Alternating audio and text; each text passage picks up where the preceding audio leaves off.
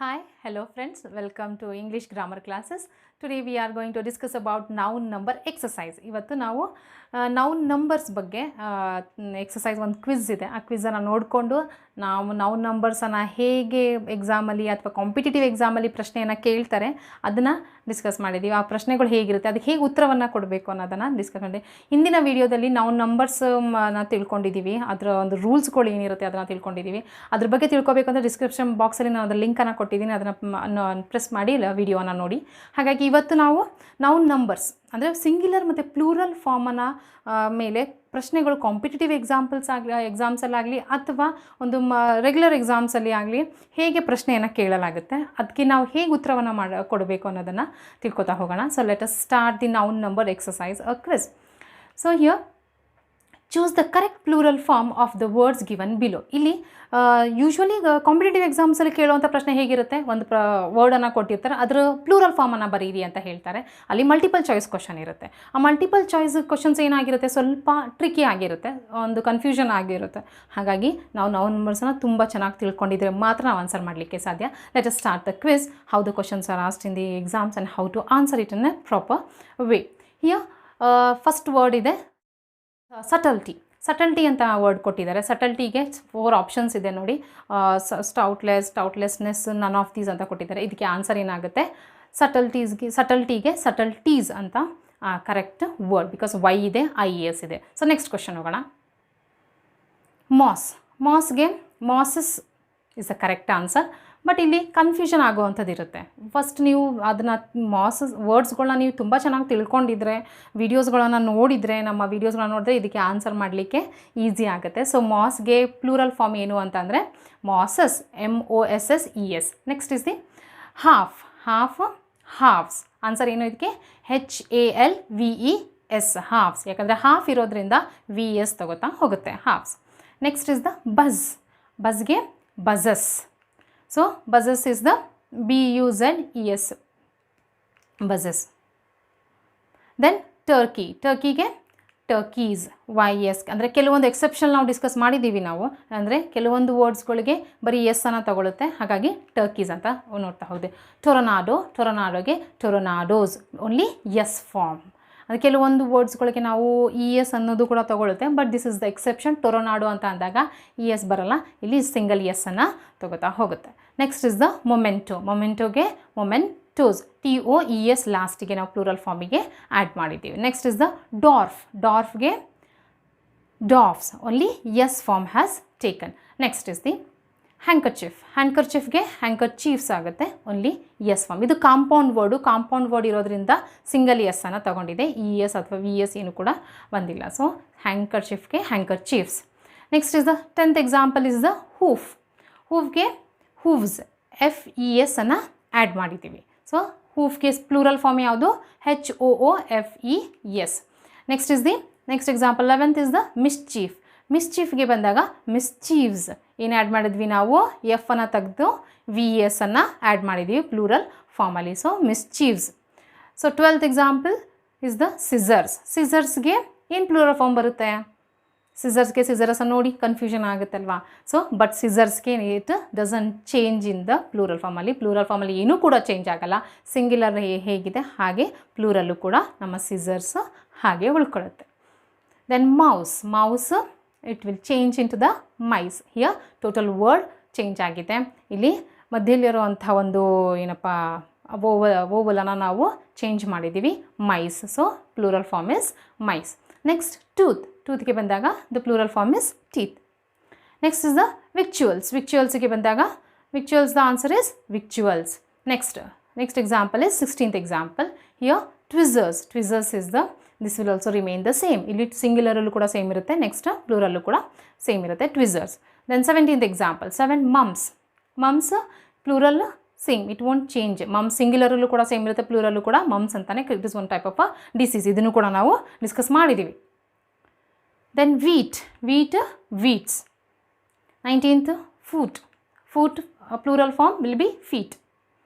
Next coffees. Next is the ಗೂಸ್ಗೆ ಏನಾದ plural form ಅಂತಂದರೆ geese. Louse plural form lice. Next 23rd ox. ಆಕ್ಸ್ಗೆ oxen. ಯಾವ ರೀತಿಯಲ್ಲಿ ಚೈಲ್ಡ್ಗೆ ಚಿಲ್ಡ್ರನ್ ಅಂತ ಇರುತ್ತೆ ಅದೇ ರೀತಿಯಲ್ಲಿ ಈ ಎಕ್ಸಾಂಪಲ್ಸ್ ಬರುವಂಥದ್ದು. ಆಕ್ಸ್ಗೆ oxen is the plural form. Vespers. Vespers will take the vespers. It will remain the same in the plural form. Then woman, women. Here ಇಲ್ಲಿವರೆಗೆ ನಾವು ಮಲ್ಟಿಪಲ್ ಚಾಯ್ಸ್ ಕ್ವಶನ್ಸ್ ಕೇಳಿದಾಗ ಹೇಗೆ ನಾವು ಆನ್ಸರನ್ನು ಮಾಡಬೇಕು, ಹೇಗೆ ಟ್ರಿಕ್ಕಿ ಕ್ವಶನ್ಸ್ ಇರುತ್ತೆ ಅನ್ನೋದು ಒಂದು ಫಾರ್ಮ್ಯಾಟ್, ಒಂದು ಐಡಿಯಾ ನಿಮಗೆ ಗೊತ್ತಾಗಿರ್ಬೋದು. ಮಲ್ಟಿಪಲ್ ಚಾಯ್ಸ್ ಕ್ವಶನ್ಸ್ ಹೇಗೆ ಎಕ್ಸಾಮ್ಸ್ಗೆ ಬರುತ್ತೆ. ಈಗ ಕೊಟ್ಟಿರುವಂಥದ್ದು ಏನು ಅಂತಂದರೆ ಕೆಲವೊಂದು ಸಲ ಸೆಂಟೆನ್ಸ್ ರೂಪದಲ್ಲಿ ನಿಮಗೆ ಕ್ವಶನನ್ನು ಕೇಳಿರ್ತಾರೆ, ಅದರಲ್ಲಿ ಕರೆಕ್ಷನನ್ನು ಮಾಡಿ ಅದ್ರದ್ದು ಪ್ಲೂರಲ್ ಫಾರ್ಮ್ ಬರೀಬೇಕಾಗುತ್ತೆ. ಹಾಗಾಗಿ ಯಾವ ಒಂದು ಸೆಂಟೆನ್ಸ್ ಟೈಪ್ ಕ್ವಶನ್ಸ್ ಹೇಗಿರುತ್ತೆ ಅಂತ ನೋಡ್ತಾ ಹೋಗೋಣ. ಇನ್ಸ್ಟ್ರಕ್ಷನ್ಸ್ ಏನು ಕೊಟ್ಟಿರ್ತಾರೆ ಅಂದರೆ ಎಕ್ಸಾಮಿನಲ್ಲಿ, there are 2 or more singular nouns in each sentence. One of these nouns should be changed to its plural form to be correct. Underline the incorrect noun and write its proper form after the sentence. ಅಂದರೆ ಅಲ್ಲಿ ಸೆಂಟೆನ್ಸಲ್ಲಿ singular ಅಥವಾ plural ಯಾವುದೋ ಒಂದು word ತಪ್ಪನ್ನು ಕೊಟ್ಟಿರ್ತಾರೆ, ಅದನ್ನು underline ಮಾಡಬೇಕು ಮತ್ತು ಅದರದ ಕರೆಕ್ಟ್ ಫಾರ್ಮ್ ಅಥವಾ ಪ್ಲೂರಲ್ ಫಾರ್ಮನ್ನು ನೀವು ಬರೀಬೇಕು. So this is also one type of question asked in the competitive exam. You can see the first sentence ಏನು ಹೇಳ್ತಾ ಇದೆ, the old dog no longer fought over their food. ಇಲ್ಲಿ there ಅಂತ ಕೊಟ್ಟಿರೋದ್ರಿಂದ ಈ ಒಂದು ಸೆಂಟೆನ್ಸಲ್ಲಿ ಹೇಗೆ ನೀವು ಐಡೆಂಟಿಫೈ ಮಾಡ್ತೀರಾ ಅಂತಂದರೆ, ಸಬ್ಜೆಕ್ಟ್ ವರ್ಬ್ ಅಗ್ರಿಮೆಂಟ್ ನಿಮಗೆ ತುಂಬ ಚೆನ್ನಾಗಿ ಗೊತ್ತಿದ್ದರೆ ಆಗ ನಿಮಗೆ ಇಲ್ಲಿ ಯಾವ ಒಂದು ಸಿಂಗ್ಯುಲರ್ ಇದೆ ಅದು ಪ್ಲೂರಲ್ ಆಗಿ ಹೇಗೆ ಚೇಂಜ್ ಮಾಡಬೇಕು ಅಥವಾ ಪ್ಲೂರಲ್ ಇದೆ ಅಂತ ಗೊತ್ತಾಗ್ತಾ ಹೋಗುತ್ತೆ. ಯಾಕಂದರೆ ನಮ್ಮ ಸಬ್ಜೆಕ್ಟ್ ವರ್ಬ್ ಅಗ್ರಿಮೆಂಟ್ ಏನು ಹೇಳುತ್ತೆ ಅಂದರೆ, ಸಬ್ಜೆಕ್ಟ್ ಹೇಗಿರುತ್ತೆ ಅದೇ ರೀತಿಯಲ್ಲಿ ನಮ್ಮ ವರ್ಬು ಕೂಡ ಇರಬೇಕು ಅಥವಾ ಹೆಲ್ಪಿಂಗ್ ವರ್ಬ್ ಇರಬೇಕು. ಇಲ್ಲಿ ನೀವು ನೋಡ್ಬೋದು ಫಸ್ಟ್ ಸೆಂಟೆನ್ಸಲ್ಲೇ ಡಾಗ್ ಅಂತ ಇದೆ, ಅಲ್ಲಿ ವರ್ಬ್ ಯಾವುದಿದೆ, ದೇಯರ್ ಅಂತ ಇದೆ. ಹಾಗಾಗಿ ದೇಯರ್ ಅಂತ ಅಂದಾಗ ಅಲ್ಲಿ ಸಿಂಗ್ಯುಲರ್ಗೆ ಬಳಸಲ್ಲ ನಾವು ದೇಯರನ್ನು. So it will takes dogs. ಹಾಗಾಗಿ ಸೆಂಟೆನ್ಸ್ ಮೀನಿಂಗನ್ನು ತುಂಬ ಚೆನ್ನಾಗಿ ಅರ್ಥ ಮಾಡಿಕೊಂಡು ಆಮೇಲೆ ನೀವು ಇಲ್ಲಿ ಕ್ವಶನ್ಗೆ ಆನ್ಸರನ್ನು ಮಾಡಬೇಕಾಗುತ್ತೆ. Second one is the here I have read 7 story to my son. ಇಲ್ಲಿ 7 ಅಂತ ಇದೆ. ಸೊ 7 ಅಂದಾಗ ಸ್ಟೋರಿ ಬರಬೇಕಾ? No, it will take the plural form. What will be the answer then? Stories. Next is the Harold lost 5 of his new book. Book ಅನ್ನೋದು ತಪ್ಪು, ಹಾಗಾಗಿ ಅದನ್ನು underline ಮಾಡಿದ್ದಾರೆ. ಮತ್ತು ಅದ್ರ ಕರೆಕ್ಟ್ ಆನ್ಸರ್ ಏನು? Books. Next fourth one, we never notice the frog that were sitting on salad. Here V never notice the frog that were ಇದೆ ಇಲ್ಲಿ. ಅಂದರೆ ವರ್ರನ್ನು ಬಳಸೋದು ಯಾವಾಗ ನಾವು ಪ್ಲೂರಲ್ ಫಾರ್ಮ್ ಬಂದಾಗ ನಾವು ವರ್ರನ್ನು ಬಳಸ್ತೀವಿ. ಸಿಂಗ್ಯುಲರಿಂದ ಪಾಸ್ಟ್ ಟೆನ್ಸಲ್ಲಿ ಬಳಸೋದು ಯಾವುದು? ವಾಸ್. ಫ್ರಾಗ್ ಇರೋದ್ರಿಂದ ಅಲ್ಲಿ ವರ್ ಇರೋದ್ರಿಂದ ತಪ್ಪು ಯಾವುದಾಗಿದೆ ಅಲ್ಲಿ? ಫ್ರಾಗ್ ಸಿಂಗ್ಯುಲರ್ ಆಗಿದೆ. ಸೊ ಅದರ ಕರೆಕ್ಟ್ ಫಾರ್ಮ್ ಯಾವುದು? Plural form frogs. Fifth one, here the governor brought all his child to the ceremony. ಇಲ್ಲಿ all his child, all ಅಂತ ಅಂದಾಗ child ಅಂತ ಬರುತ್ತಾ? ಇಲ್ಲ. So child is the wrong. So the correct answer is children. Sixth one, Dolly has outraged when the nurse said she had 11 loves in her hair. Loves ಇದು multiple ಚಾಯ್ಸಲ್ಲೂ ಕೂಡ ನಾವು discuss ಮಾಡಿದ್ವಿ. ಈ ಒಂದು ಲವ್ಸ್ ಸಿಂಗ್ಯುಲರ್ ಇದ್ದಾಗ ಅದ್ರ plural form ಏನಾಗುತ್ತೆ? Lies. ಇಲ್ಲಿ 11 ಅಂತ ನಂಬರ್ ಮೆನ್ಷನ್ ಮಾಡಿದ್ರಿಂದ it automatically it is a countable ಮತ್ತು ಅದು ನಾವೇನಾಗುತ್ತೆ ಪ್ಲೂರಲ್ ಆಗಬೇಕು. ಹಾಗಾಗಿ ಅದ್ರ ಕರೆಕ್ಟ್ ಆನ್ಸರ್ ಏನು? Lies. Next seventh one, there are many flash of light in the sky. Answer ಏನಾಗಬೇಕು? ಲೈಟ್ಸ್. ಮೆನಿ ಅಂತ ಅಂದರೆ ಫ್ಲ್ಯಾಶ್ ಆಫ್ ಲೈಟ್ಸ್ ಇದೆ. So this will take the lights. Next one, 8th one, Mrs Rupa insisted that her property tax were too high. Answer ಏನಾಗಬೇಕು? That her property tax were ಅಂತ ಇದೆ. As usual it is plural verb is that. ಪ್ಲೂರಲ್ಗೆ ಬಳಸುವಂಥ were ಇರೋದ್ರಿಂದ ಅಲ್ಲಿ answer ಏನಾಗಬೇಕು? Taxes ಆಗಬೇಕು. Next 9th one, all my dream came true when you became my wife. Here all my dream, all ಅಂತ ಇದೆ. ಆಲ್ ಅಂತ ಅಂದಾಗ ಏನು ಬರಬೇಕು? ಡ್ರೀಮ್ಸ್ ಅಂತ ಬರಬೇಕು. ಸೊ ಆ correct answer plural form dreams. 10th one, Vishwesh did you remove your shelf from this book case. ಅಲ್ಲಿ ಶೆಲ್ಫ್ ಸಮ್ ಅಂತ ಇರೋದ್ರಿಂದ ಹಲವು ಅಂತ ಇರೋದ್ರಿಂದ ಸಮ್ ಅಂತ ಇರೋದ್ರಿಂದ ಅಲ್ಲಿ ಏನಾಗಬೇಕು? ಶೆಲ್ವ್ಸ್ ಅಂತ ಆಗಬೇಕು. 11th one, my calf were soon after the race. My calf were ಅಂತ ಇದೆ. ಕಾಫ್ ಏನಾಗಬೇಕು? ಕಾವ್ಸ್ ಆಗಬೇಕು plural form. 12th one, none of the switch were turned off on that panel. None of the switch were, ಅಲ್ಲಿ switch ಅಂತ ಅಂದಾಗ were ಇದೆ. ಹಾಗಾಗಿ ಏನಾಗಬೇಕು? Plural form switches.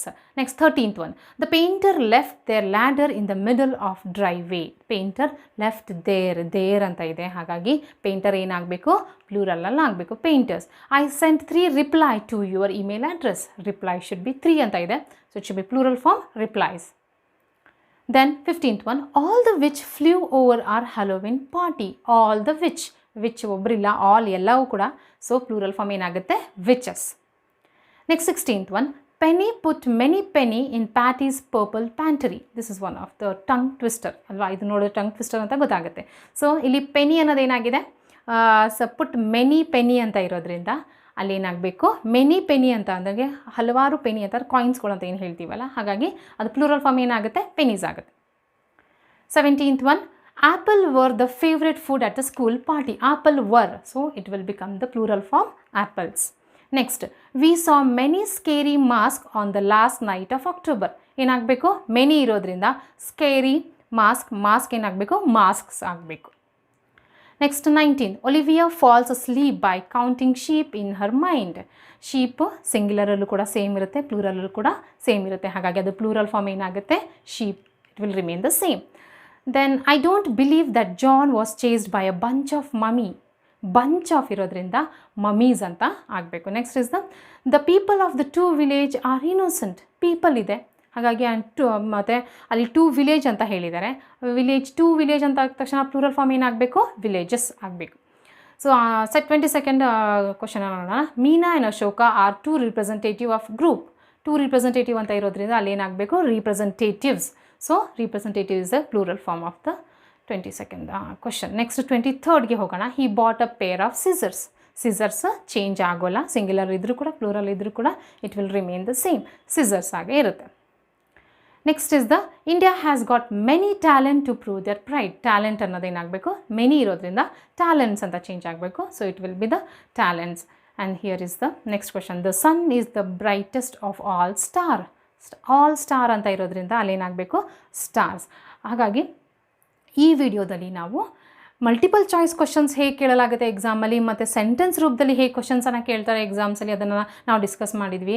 I hope ನಿಮಗೆ ಒಂದು ಕ್ಲಿಯರ್ ಐಡಿಯಾ ಸಿಕ್ಕಿರುತ್ತೆ ಹೇಗೆ ನಾವು ಕ್ವಶನನ್ನು ಆನ್ಸರ್ ಮಾಡಬೇಕು, ಆ ಕ್ವಶನನ್ನು ಹೇಗೆ ಅರ್ಥ ಮಾಡ್ಕೋಬೇಕು, ಆ ಕ್ವಶನ್ಗೆ ಅರ್ಥ ಮಾಡ್ಕೊಂಡು ಹೇಗೆ ಆನ್ಸರ್ ಮಾಡಬೇಕು ಅನ್ನೋದನ್ನು ನಿಮಗೆ ತಿಳ್ಕೊಂಡಿರ್ತೀರಾ ಅಂತ ಅನ್ಕೋತೀನಿ. So in this video you have got lot of information, lot of idea how to answer the questions, and I think so it will be helpful for your all exams.